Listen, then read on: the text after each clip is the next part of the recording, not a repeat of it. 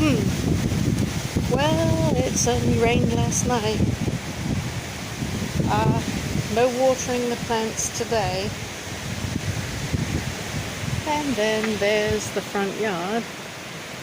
I wonder what it'll look like when it really floods.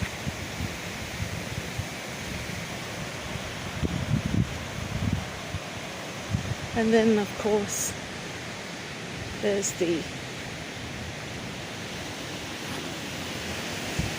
entrance to the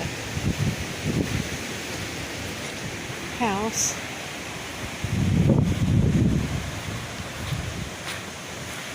And some down branches here. But yep, the wells to my trees and everything. I won't be watering for a while. Some more few branches here. Hope the squirrels are okay.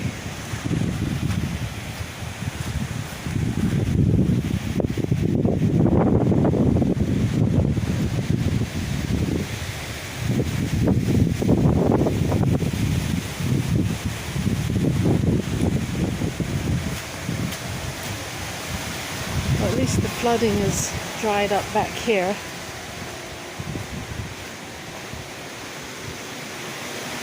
Just a lot of wind now.